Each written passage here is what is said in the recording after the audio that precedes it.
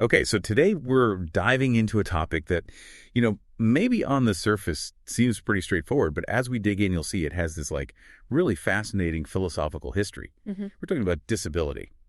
Yeah, and you'd think, right, philosophers have been thinking about this forever, since ancient Greece, right? Totally. But actually, what's so interesting is how recent this really focused philosophical discussion of disability is. Okay. So our main source today, this super in-depth entry from the Stanford Encyclopedia of Philosophy on disability, definitions and models, it points this out right up front. Okay, so what was going on before? I mean, Yeah. philosophers have always existed alongside people with different bodies, different ways of experiencing the world. It's not like they were just ignoring it. Right. It's more that those experiences were often kind of folded into discussions of other concepts. Okay. Think about Molyneux's problem, right? Using blindness to explore how perception relates to understanding. Right. Or disability might get mentioned just as one of life's hardships, kind of alongside poverty or illness. Yeah, so not really treated as its own separate thing, worthy of dedicated philosophical analysis. Exactly. Disability as a distinct area of inquiry, a concept needing its own careful unpacking, that's way more recent. So that's what we're doing today, right? Our own little philosophical deep dive into disability. Yeah, and our mission, if you will, is to unpack how philosophers have grappled with understanding and defining disability. Okay. We'll look at the different frameworks they've come up with, these different ways of thinking about what disability is, and all the debates those ideas spark.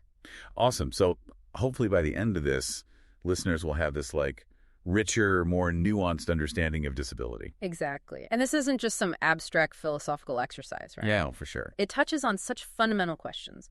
What does it mean to be human? How should our societies be structured? What does justice even look like in a world where people experience such a range of embodiment? Okay, so first things first.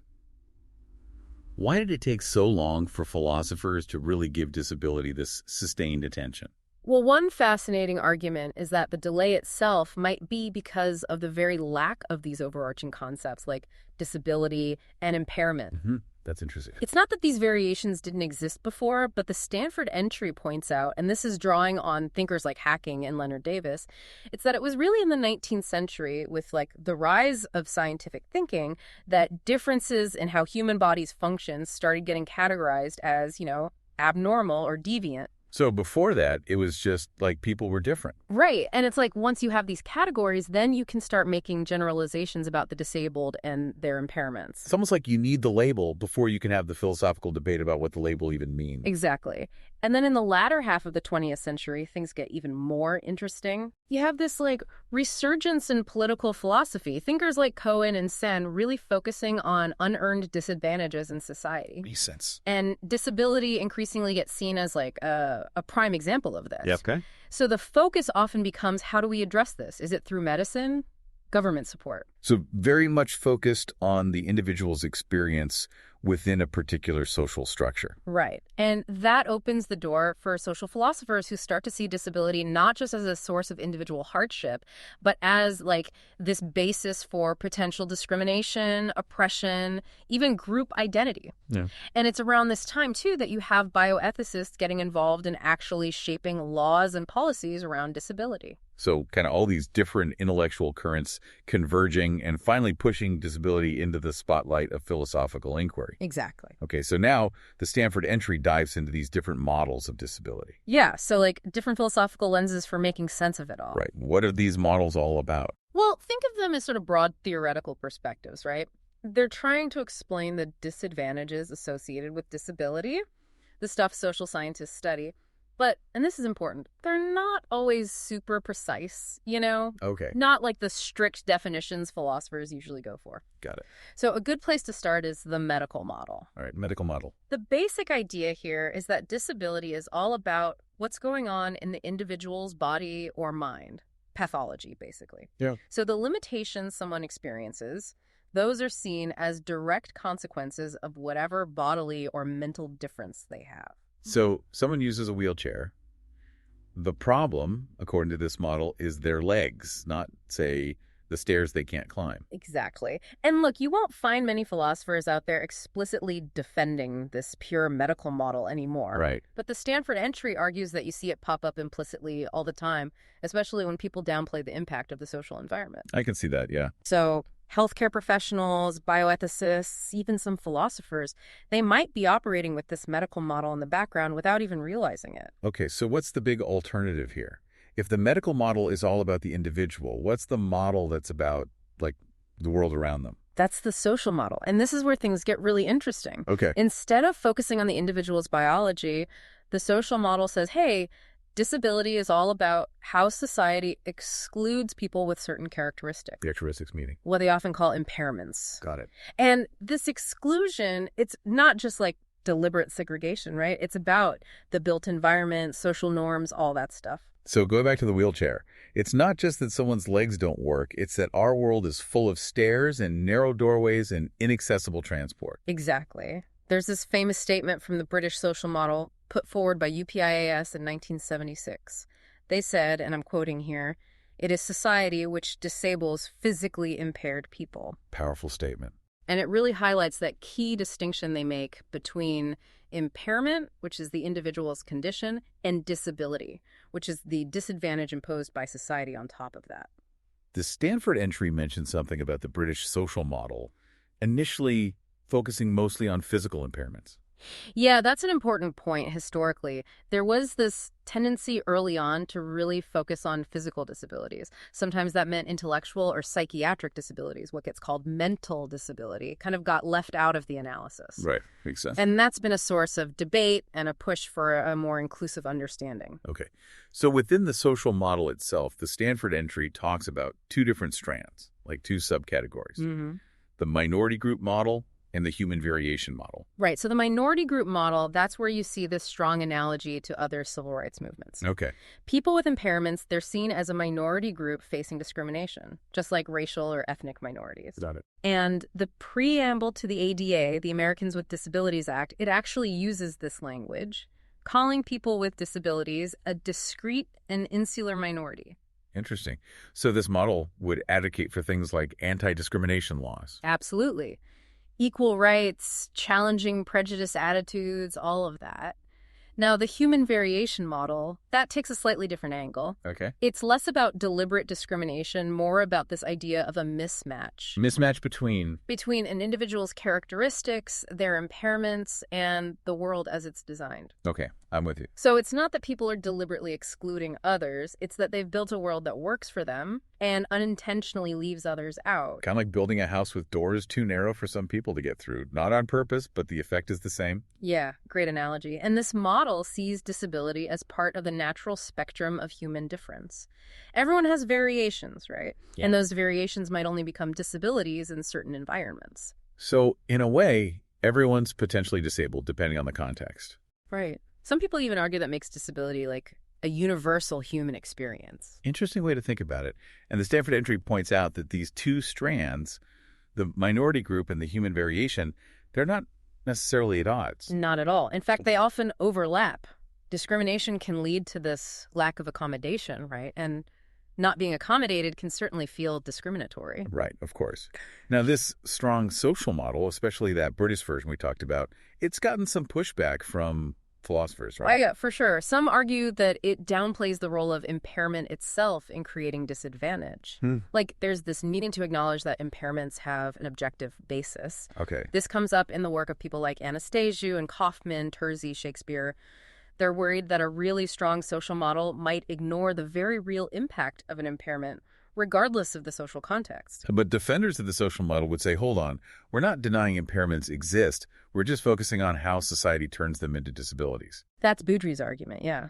The term disability is reserved for that social exclusion, so it's more about where the emphasis lies, what we consider the core problem. And there's this other critique, right, that both the medical and social models kind of create this false dichotomy between the body and society. Oh, yeah, that's a big one. Some philosophers argue that you just can't separate impairment and social exclusion that neatly. Disability is this complex thing emerging from their interaction, and then you have this even more radical critique that says, hey, maybe even impairment itself isn't a purely objective biological category. Wait, so what we consider an impairment could also be socially constructed. That's the argument. Like, think about how the definition of impairment shifts over time, how some things get medicalized or demedicalized, how social environments can influence whether something even gets identified as an impairment. Like dyslexia. Yeah, or even just being short.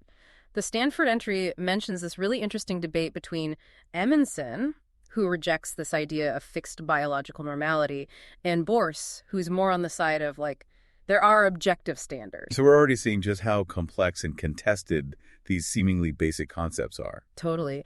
And then on top of the medical and social models, the Stanford entry brings up this newer perspective, the affirmative model. Affirmative model, okay. What's that all about? Well, this one kind of challenges a core assumption in both the medical and social models. Which is? That disability is inherently about disadvantage, exclusion, limitation. Okay. The affirmative model says, hey, maybe disability is just a different way of being in the world, not necessarily defined by its negative aspects. Thinkers like Swain and French are big proponents of this view. So it's not about denying the challenges, but maybe shifting the focus a bit. Yeah, instead of asking what causes disability, the affirmative model asks, what's it like to experience disability? And how do we understand those experiences? And it's not necessarily incompatible with the medical or social models, right? Oh, how so? It's less about the origins of disability and more about the way we conceptualize it. Got it. So you could have a social model explanation for, say, why someone uses a wheelchair, but still have an affirmative model approach to what it means to live as a wheelchair user. So the affirmative model might highlight, like, the strengths and unique perspectives that can come with disability. Exactly. It might focus on things like heightened senses that can come with some forms of blindness, or the incredible sense of community and solidarity within disability communities. Right, makes sense. And it encourages us to reinterpret what we might traditionally consider disadvantages. Maybe they're functional challenges, sure, but they don't inherently diminish someone's life. Okay, I like that. It seems like this model would align with the social model in saying, hey, well-being isn't just about having a certain set of physical or mental functions. For sure. And it tends to view the disadvantages of disability as being more about society's limitations, not the individual's. Right, like it's the world that needs to change, not the person. Exactly. Okay, so we've got these different models, each offering a different way to understand disability. The Stanford entry points out that this also has implications for how we respond to disability, like in terms of policy and social change. Oh, absolutely. The medical model, that might lead to a focus on medical interventions, trying to cure or fix the impairment. Makes sense. The minority group model that pushes for anti-discrimination laws, civil rights protections, Right. And the human variation model that says, hey, we need to design a world that's inclusive of everyone, regardless of their differences. Yeah, but it's not always such a neat one-to-one relationship, right? Like, just because something has a social cause doesn't mean the solution has to be purely social, too. Totally. And sometimes medical intervention might actually be the best way to address a problem caused by social prejudice. Even the affirmative model, even with its focus on pride and affirmation, it doesn't necessarily give us clear-cut answers to, like, who should pay for accommodations or how society should be structured. Right, because at the end of the day, thinking about disability also means thinking about morality. Yeah. What's just? What do we owe each other? What does it mean to respect one another? For sure. And the Stanford entry really emphasizes that. Understanding the causes of disability is important, but how we respond to it, that comes down to our values. Our values, yeah. Like the social model, with its focus on social causation, that raises this question of, well, whose responsibility is it to be inclusive?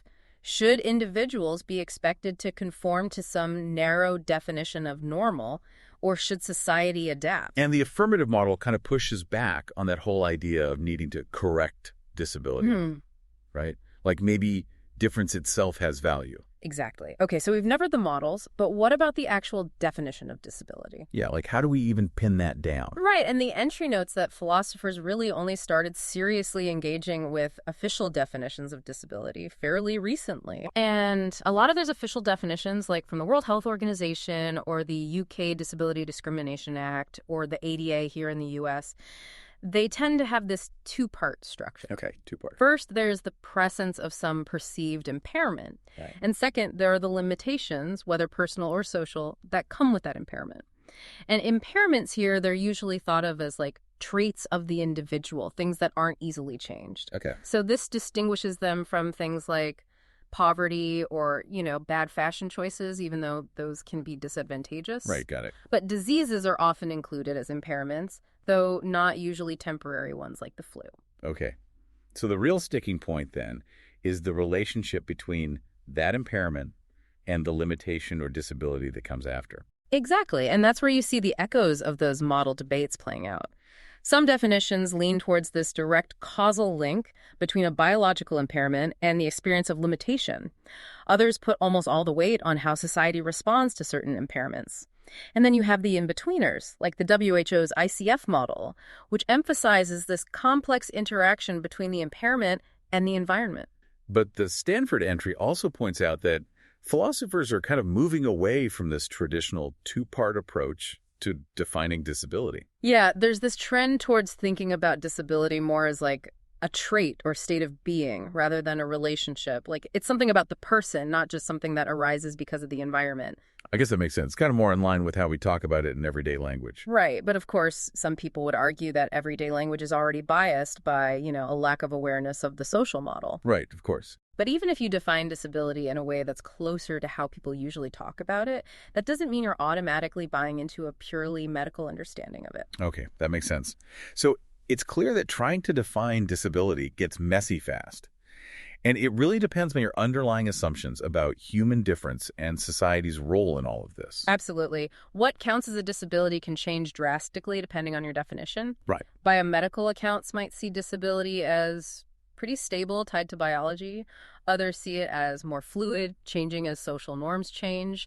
And the very basis for identifying something as a disability, that can range from like visible physical features to really abstract theoretical frameworks. It's like there's so many layers to peel back. And with all this variation, you have to wonder, is there even a single core meaning to disability? Or are we chasing after something that doesn't exist? That's the million-dollar question, isn't it? So let's move beyond those official definitions and look at how philosophers themselves have tried to define disability, starting with what the Stanford entry calls normal function views. Okay, normal function views. So given the influence of the medical model, you'd think this would be like the dominant philosophical approach, right? Disability is all about deviating from normal biological function. You'd think so, but it's actually not that common to find philosophers explicitly defending that view these days. The closest we get is probably Christopher Borse. Okay. He kind of suggests that maybe disability could be understood as a really severe pathological condition, one that has significant moral and legal implications. Okay. And he has this whole naturalistic view of pathology, defining it as like statistically atypical functioning. So that might seem to lend itself to a normal function definition. I can see that. So you could have a definition that says disability is a pathology that, within a specific context, has effects that require specific treatment or accommodation. So you're linking the biological fact of the pathology to its social consequences. Right. But the Stanford entry makes it clear that this kind of definition doesn't automatically make you a medical model advocate. Right. The debate between the medical and social models would still be about whether it's the pathology itself or its interaction with society that matters most morally. Makes sense. And then you'd still have the affirmative model folks asking, well, are the effects of disability inherently negative? Right. So this normal function approach definitely gets some pushback. Yeah, I can imagine. A lot of philosophers are skeptical of the idea that you can neatly separate facts about the body from values and social norms. Plus, there are concerns from disability perspectives, like, are all disabling conditions statistically atypical? Should we be focusing on perceived difference rather than actual functional difference? These are big questions. Right. So it's not as simple as just pointing to biology and saying, there's your disability. Definitely not. Then there's the welfarist view, which Kahan and Savulescu are known for. Welfarist view, okay. So they say disability is a bodily condition that seriously reduces someone's well-being, but, and this is crucial, They exclude any reduction in well-being that's only due to social prejudice. Okay, so if something only has negative consequences because of how society treats it, that wouldn't count as a disability according to them. Right, and that's a big difference from a lot of social model approaches, even legal definitions like the ADA, which include that whole regarded as clause. It also puts them at odds with the affirmative model, which might not always see disability as a hit to well-being. Right, but it does kind of line up with certain sentiments you hear, right? Like, deafness isn't a disability. Yeah. The idea that some things only become problems because of social barriers. Yeah, that's often seen as a strength of the welfarist view. But disability scholars and activists often push back on that, arguing it undermines the shared experience of ableism and the need for collective action. So, maybe it's not so helpful to focus on individual well-being when the problem is systemic. That's the argument. Okay, next up, we have the social constructionist approaches to defining disability. Social construction, too. And this is where you see a lot of overlap with the social and affirmative models. Elizabeth Barnes's work is particularly influential here. Okay. She critiques the usual social model definitions, arguing that they don't really separate disability from other socially constructed categories like race and gender. So she proposes a different definition, one based on the values and judgments of the disability rights movement itself. Interesting. Basically, disability is whatever the disability rights movement is fighting for justice around. So who counts as disabled is like a social product of this movement. Exactly. And that raises some tricky questions, like what if the movement misses someone? What if their focus isn't actually representing everyone who's disadvantaged? Good point. Barnes tries to address this by saying it's more about the general rules the movement uses for judgment, not just their specific decisions. And she kind of rigidifies her definition, tying it to the actual existing disability rights movement. But that's been criticized, too, because it might give the movement too much authority. Like, what if they get it wrong? Right. Then you have Chow-Min Lim, who offers a modification to Barnes's account. He adds a few conditions. The state has to be something that constrains someone's legitimate interests, and it has to be seen as a legitimate medical concern. That's on top of being something the disability rights movement cares about.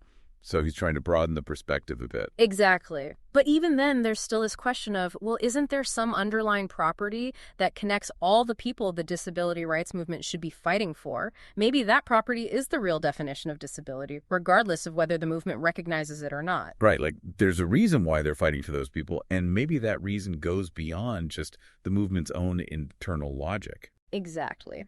Then we have Howard and Ace, who kind of go back to a more classic social model definition. Okay. For them, disability is a negative social response to something perceived as a dysfunctional bodily state. So things like pity, stigma, exclusion, and crucially, this response leads to systemic disadvantage. Okay. But their understanding of impairment here, it's also based on social perception, not necessarily objective biology. Got it. And Barnes critiques this view, saying it doesn't really put bodily difference front and center, and it makes it hard to understand things like disability pride, because you're defining disability through negative reactions. Okay, I see her point. So where does that leave us? Well, then we get to Jenkins and Webster, who offer these marginalized functioning definitions. This is very much rooted in the human variation model. They say marginalized functioning is basically having a body that doesn't work the way the world expects it to. And they have a few different versions of this. Like, MF1 defines disability as having marginalized functioning relative to social norms, but that runs into problems because it might include temporary mismatches. So they have MF2, which is lasting marginalized functioning, and MF3, which is oppression specifically because of marginalized functioning. But MF2 is kind of arbitrary, and MF3 might define disability in a way that's too negative, like it gets in the way of thinking about pride, and it might exclude people who are regarded as disabled but don't actually have a functional difference. Okay, so lots of nuances and potential problems even within this one approach.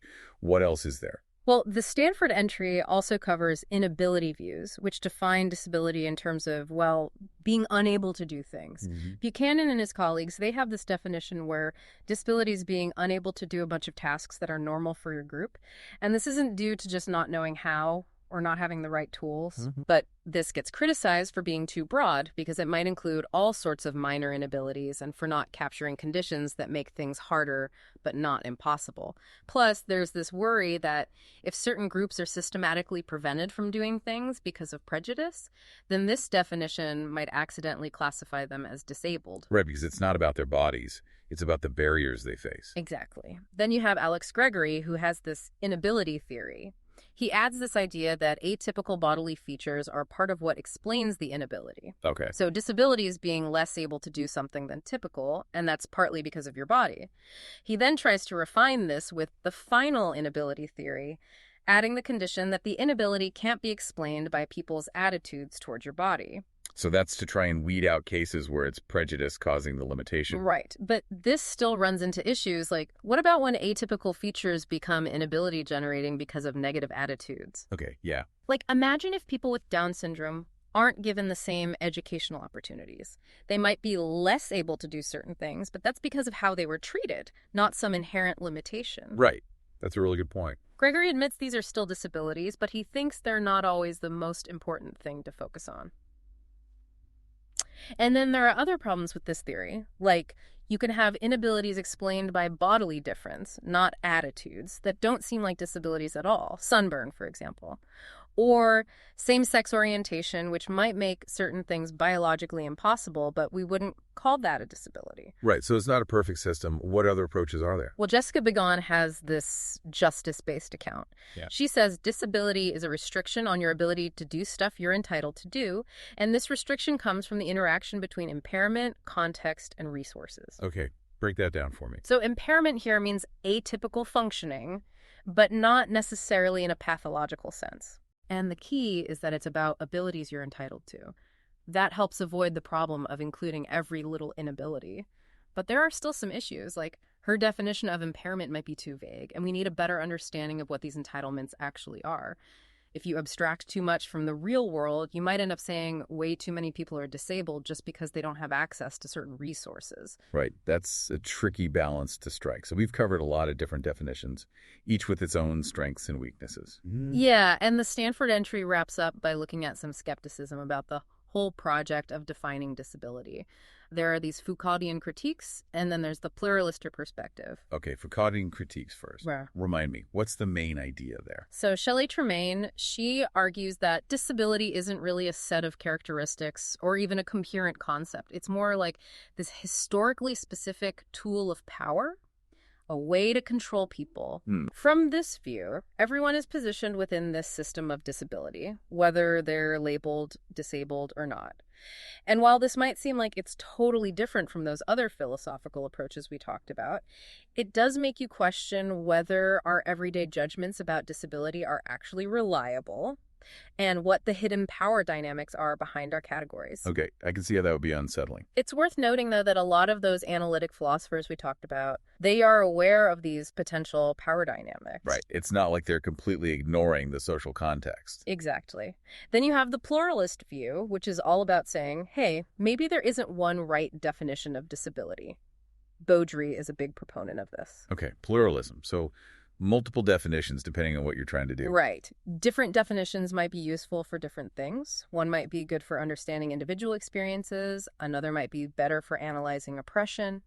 And this open-endedness, it allows for new ways of thinking about disability that are more liberating. So instead of trying to find the one true definition, we just acknowledge that there are multiple ways to think about it. Exactly. Though Beaudry does say there needs to be some common ground, like the notion of abnormal embodiments, but the emphasis is on flexibility and multiple meanings. Makes sense.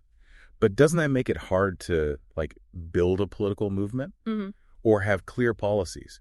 If everyone's working with a different definition of disability, how can you agree on what needs to change? That's the counter-argument, yeah.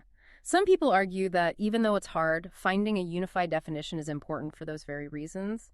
It helps us understand shared experiences, create effective policies, and build solidarity.